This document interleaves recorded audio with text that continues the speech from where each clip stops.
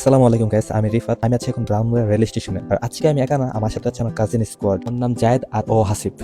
আমরা তিনজন যাচ্ছি কক্সবাজারে। অনেস্টলি অনেকদিন ধরে এই ট্রিপের জন্য ওয়েট করতেছিলাম, ফাইনালি দিনটা চলে আসলো।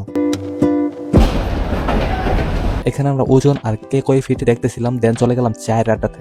এখন আমরা স্টেশনে ওয়েট করতেছি, চারদিকে ট্রাভেল বাইক, অ্যানাউন্সমেন্ট, মানুষের দৌড়াদৌড়ি, আমাদের মধ্যে পুরো এক্সাইটমেন্ট। এদিকে জায়েদ প্ল্যান করতেছে আমরা কক্সবাজারে গিয়ে কি খাবো।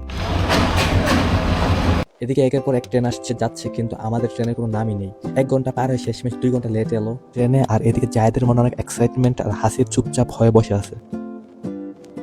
আমরা ভীষণ ক্লান্ত, এখন ঘুমাবো, দেখা হবে সকালে।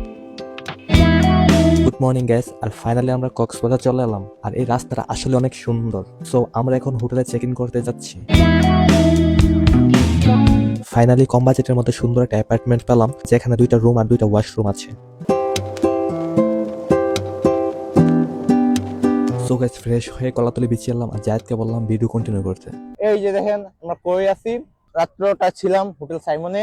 বিচ আমার সামনেই। এখন আমরা আছি কলাতলি বিচে। ব্রেকফাস্ট করে তারপর আমি সাইমন থেকে বের হলাম। বের হয়ে দেখলাম আমার সামনে বিচ, এই ফিল নিচ্ছি।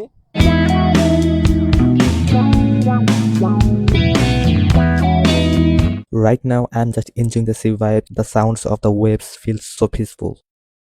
গাইস, এই মুহূর্তে আমার মাইন্ড একদম ফ্রেশ, কোনো টেনশন, কোনো স্ট্রেস নেই। এমন একটা মন যদি সবসময় রাখতে পারতাম, জীবন কত সুন্দর হতো। সত্যি একটু শান্তি পেলে মানুষ ভালো থাকতে পারে।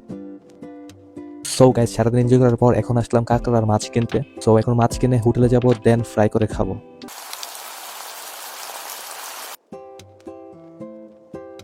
গাইস, সারা রাত পার্টি করে এখন 2টা বাইক রেন্ট নিলাম। এখন আমরা যাচ্ছি ইনানি বিচ, তারপর ইনানি থেকে সোজা টেকনাফ। আজকের দিনটা পুরো অ্যাডভেঞ্চার হবে।